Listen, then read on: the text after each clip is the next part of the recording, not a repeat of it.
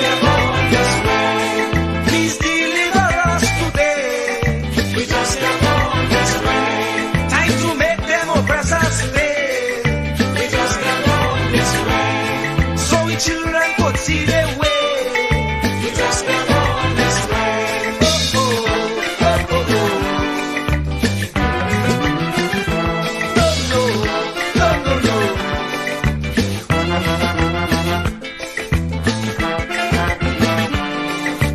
The poor have to slave night and day for next to nothing pay, so they can't see the way. We don't enjoy equal facility like Pharaoh and company. Brainwashing we say we free. We just can't go on this way. We just can't go on this way. Please deliver us today. We just can't go on this way. Time to make them oppress us pay. We just can't go on this way. So the children could see their way. We just can't go on this way. Oh, oh, oh, oh, oh.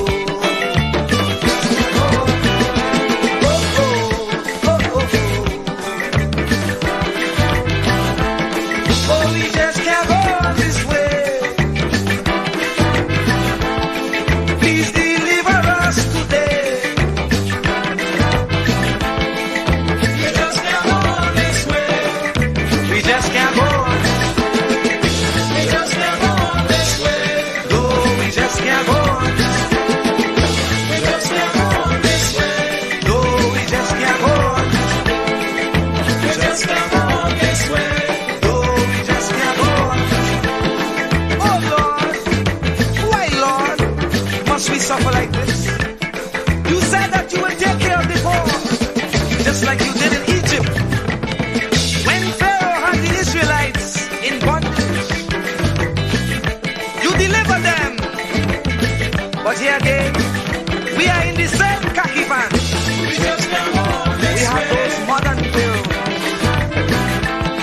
who oppress the poor, who represents Israel. They confuse us with so much lie. Not even thinking that we would realize. And if we criticize, we could be ostracized. We don't know who to trust. That's why I say, Lord, please listen to this prayer that comes from the poor. Another Moses again. Oh, we just can't go on this way. Please deliver us today. Time to make them oppress us pay. So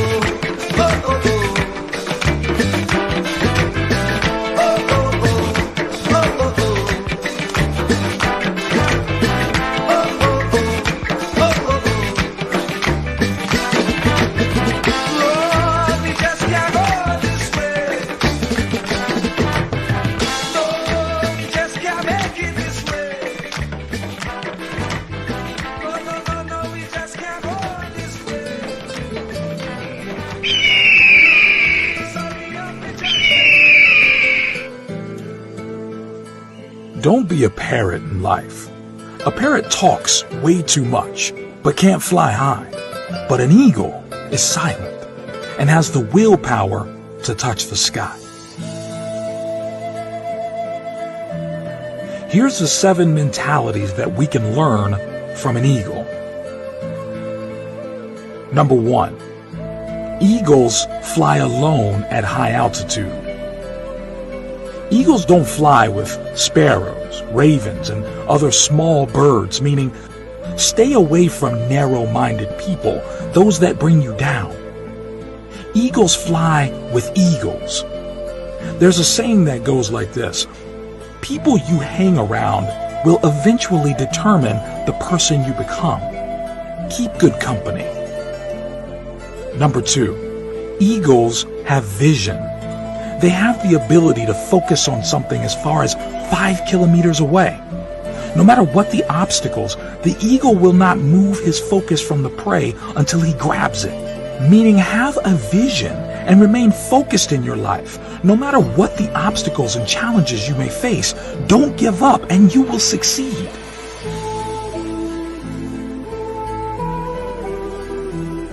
Number 3, eagles are fearless.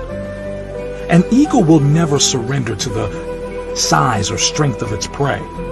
It will always give a fight to win its prey or regain its territory, meaning no matter what the size or big your problems are, don't give up. Instead, face it. Successful people are fearless. They face problems head on. Number 4, eagles are tenacious. Eagles love storm. When clouds gather, the eagles get excited. The eagles use the storm wind to lift themselves higher. Once it finds the wind of the storm, the eagles use the raging storm to lift itself above the clouds. This gives the eagle the opportunity to glide and rest its wings. In the meantime, all the other birds hide in the branches and leaves of the tree, meaning achievers are not afraid of challenges. Rather, they relish in them and use them for profitability.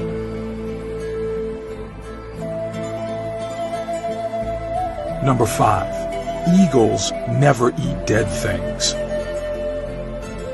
Eagles never eat dead meat. In other words, an eagle does not scavenge. It only eats the meat from the prey it kills itself. Meaning, do not rely on your past success. Keep looking for new frontiers to conquer. Leave your past where it belongs, in the past.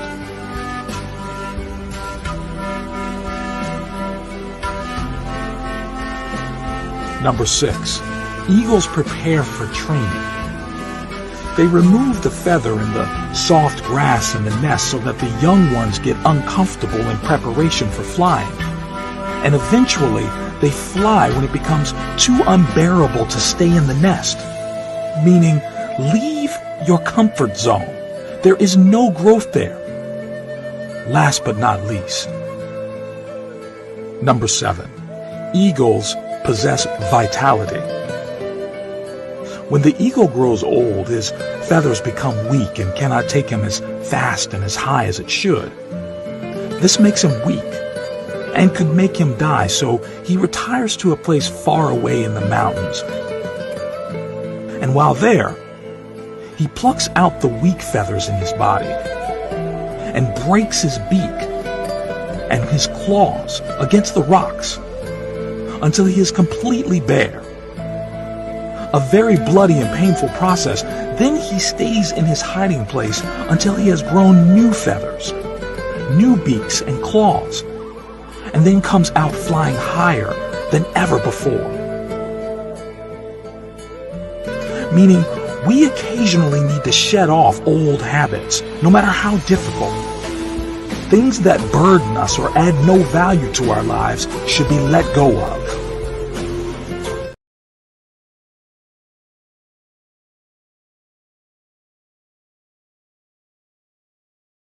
High blood sugar.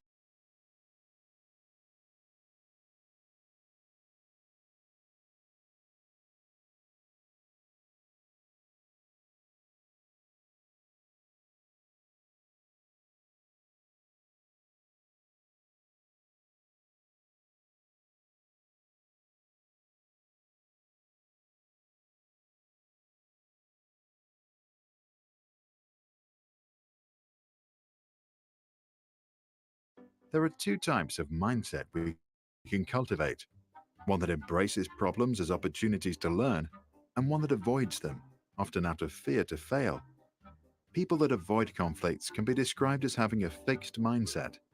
Those who see problems as interesting challenges have a growth mindset. Sometimes we like to switch from one to the other. People have a fixed mindset because they believe that basic qualities like intelligence or talents are fixed traits, and that these traits are responsible for success. They often like to document past achievements. With a growth mindset, people believe that new abilities can be developed through practice.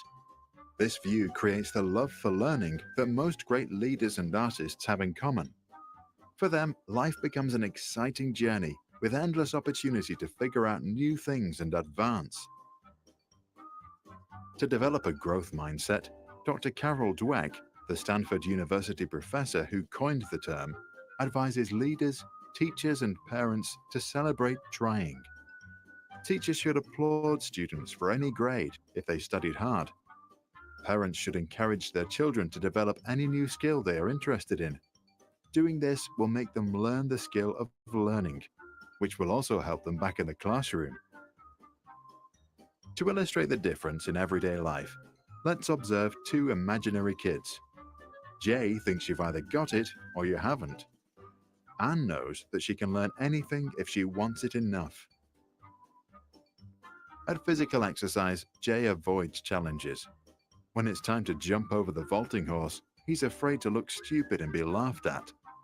Anne embraces any challenge. It's exciting. It's fun. She knows that failing is part of learning, and if she tries hard, at the end, nobody will laugh at her. Jay avoids feedback. If the teacher tells him how to improve an assignment he has been working on, he takes it personally. Anne knows that to improve, she needs to listen to constructive criticism. She also understands that it's not her that is being assessed, but the results of her work on that one day. Jay always takes the easy road. For example, he likes escalators and hates to take the stairs. When he is practicing the guitar, he stops the moment he's getting stuck. Anne usually doesn't even take escalators. She jumps up the stairs, counts every step in her head, and enjoys feeling the blood rushing through her veins. She practices the drums every morning for 15 minutes. Not that she always enjoys it, but she knows that effort is part of a journey to a more fun life. Anne likes to see others succeed. It inspires her. She knows that if she motivates her friends to get better, she herself is likely to grow too. If his friends try new things and succeed, Jay feels threatened. He's afraid that their success will put pressure on him to do more with his life too. Modern companies look for employees with a growth mindset because they solve problems and persist despite obstacles.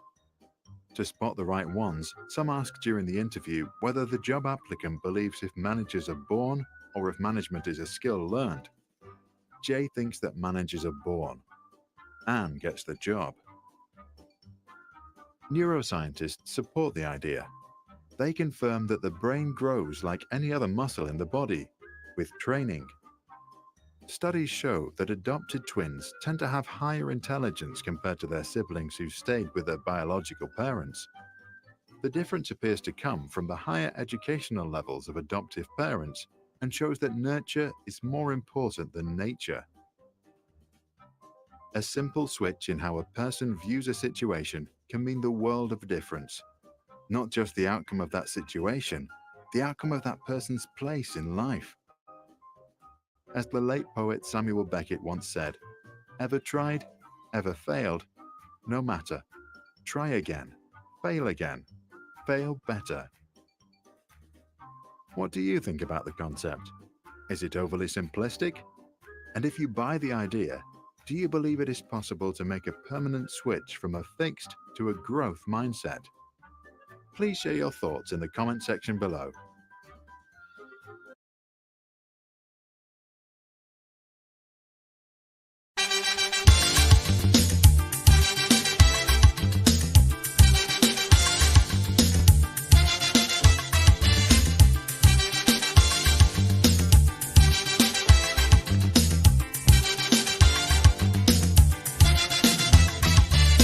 say you get up one morning, your elders have something, you don't know how they get it, but you want to use it. But if you ask them old people to get the things what they went through, ask them this any day, and your parents sure to say, black man have to keep on jamming, for black man to get a little something. Make up your mind, brother, that you're able to get a pulley and jam with the devil. Why? Black man have to keep on jamming, for black man to get a little something. Make up your mind, brother, that you're ready to swim offshore and hold your boat steady. Black man have to keep on jamming, for black man to get a little something. So when you're here, you get a little something. With that dragon, now you keep watching, because I don't tell you already. Black man do get nothing easy.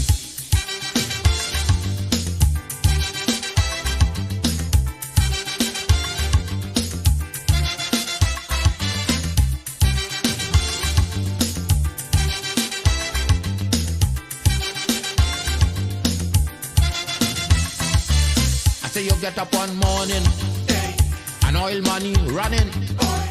How it come you don't know, so that it can how the thing go. But if they read about Uriah, they wanna find out the pressure.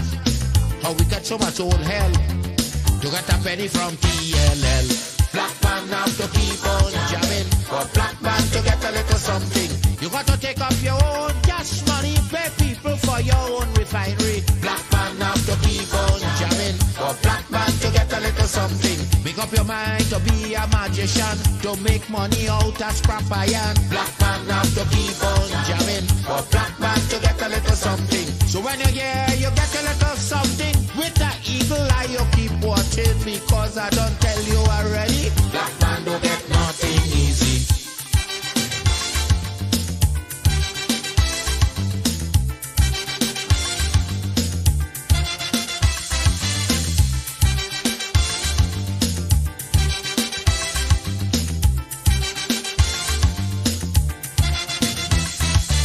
I say we get up one morning, independence happening, getting the thing come easy. Now they're taking liberty, but if they know about petition, we are to send to England for some woman to tell we in this colony free. Black man have to keep on jamming, for black man to get a little something. You got to go to conference in England to get independence in your own land. Black man have to keep on jamming, for black man to get a little something. People hold you, humiliate you, turn on and sell you, and then they free you. Black man have to keep on jamming, for black man to get a little something. So when you're here, you get a little something. With that dragon eye, you keep watching, because I don't tell you already. Black man don't get nothing easy.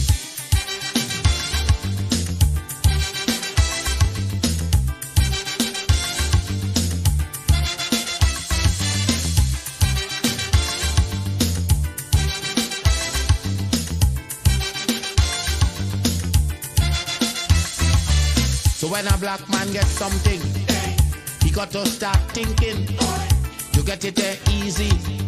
He got to practice economy, from getting licks from the slave master to become the land owner. Brother, is a terrible journey, back with plenty brutality.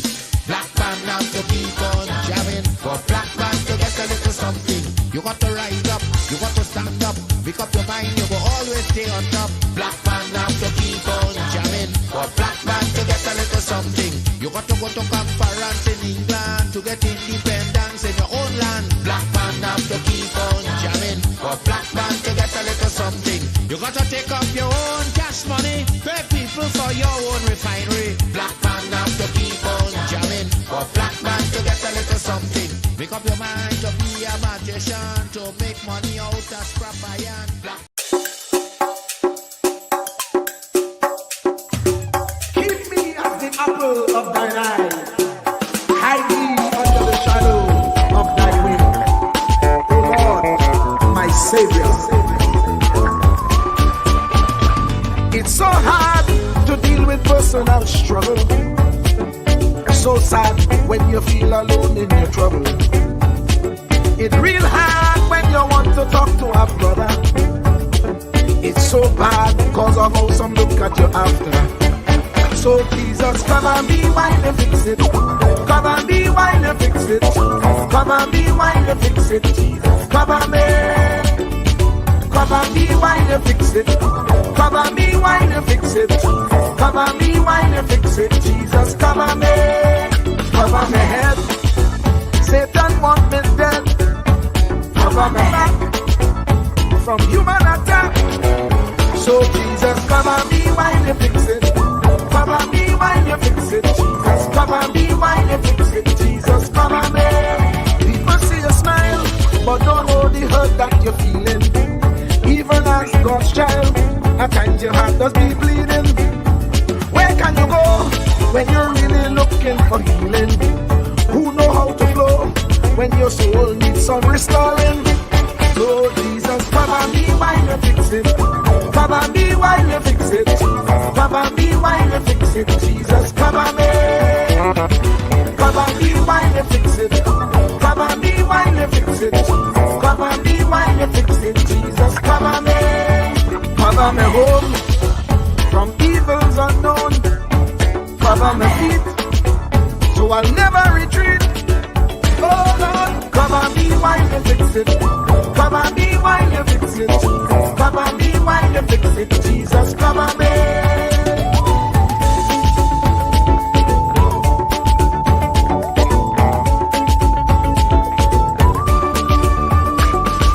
Cover my brother, cover my sister, them who under pressure. Cover the preacher, every church worker, the young believer. Cover the worship leader and intercessor, every gospel minister. Cover. Jesus alone is the one who has the real answer. The one on the throne is the true and loving Father. He will hold your hand and keep you from going under. He will make you stand and let you know he's a fixer. Cover me while you fix it. Cover me while you fix it. Jesus, cover me while you fix it. Jesus, cover me. Cover me while you fix it. Cover me while you fix it. Cover me while you fix it. Jesus, cover me. Cover my mind. You know the struggle sometimes. Cover my mouth, that the wrong thing wouldn't come out. Oh Lord, cover me while you fix it. Cover me while you fix it. Cover me while you fix it. Jesus, cover me. Cover the Christian in the midst of aggression with the power of your right hand. Jesus, cover them helpless children. Jesus, defend them. Send help from heaven. Jesus, cover all them radio stations that blessing the nation. Grant divine protection. Jesus, cover me.